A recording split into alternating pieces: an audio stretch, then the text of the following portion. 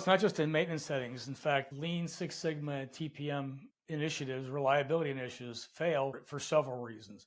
The one I hear most of the consultants in the industry right now touting is, oh, it's all leadership. It's leadership. They're not wrong, but they're not right either. So it's usually because there was no commitment. And that doesn't just mean leadership. It means commitment top to bottom for some that it was poor planning and design and development of that initiative. A couple things. One of the ones I've seen happen several times is a larger company will say, we're going to do project management, we're going to do lean, we're going to do Six Sigma, we're going to do maintenance and reliability or TPM, whichever one you want. And then we're going to implement this software and we're going to do it all at the same time. That's great. And it sounds good. And you can create big, robust names that just sound so lofty and you feel great about being part of this company until a year later you find out that every one of these teams that needed all these smart people in your organization to work with consultants and vendors were all the same people that you needed for all those initiatives. So you end up competing for resources. And unfortunately, then it becomes more of a political thing where it's, okay, well, I've known this person longer, or I like this, or my name's tied to this one. So we're going to give this one priority when in reality, it should have been some other initiative. I've been I've been involved in that where I wanted my initiative at the top of the heap and another initiative went first. And even the person that had that initiative going and I supported it even said, we probably shouldn't have done this first. And I'm like, well, why didn't you say something? Well, I'm getting the budget. So we're going to do that.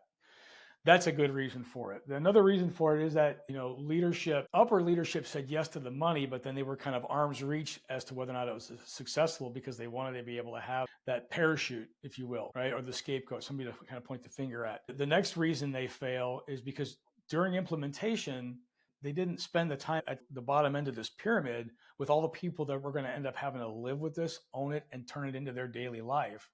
And figure out how it impacted them and get there. What's in it for me? That with them. How do I support this? What role do I really play? And then, even though you told them it was a 5-year journey, 18 months in, it starts to lose steam because now you got to keep asking for more money. Just like anything else, maybe under budgeted. A lot of that was future guesses. There were times where it didn't work. Things had to go on the back burner. And then they just sort of abandoned them. They kind of go off into the wind.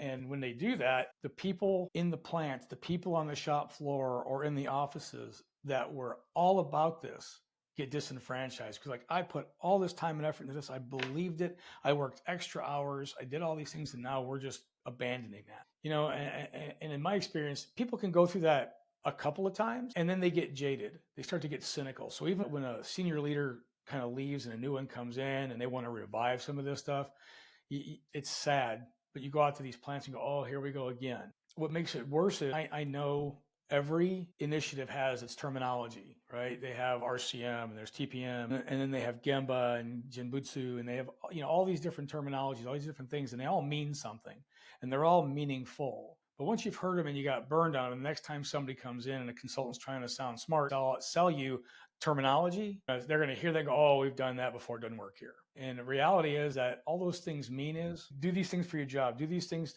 to take ownership. So you lose that commitment.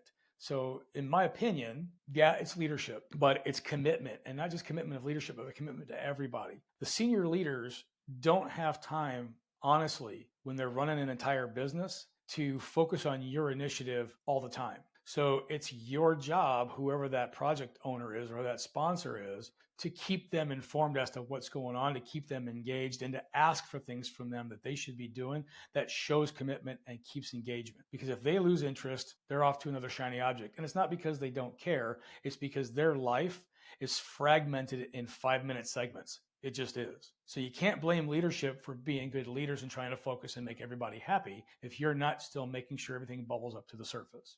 And then holding people accountable beneath that at the plant level for actually executing on the plan. So I'm going to say it's project management and program or project design, regardless of what it is, that fails. And then poor communication that causes this problem. Now, the other big part of that is culture. And that's not just senior leadership's issue, that's everybody's issue. And that's change management. That's a big, ugly, nasty, mean elephant that you have to deal with a bite at a time because culture eats strategy for breakfast. And if the culture's not ready, but somebody had a good sales pitch, it's bound and determined to fail.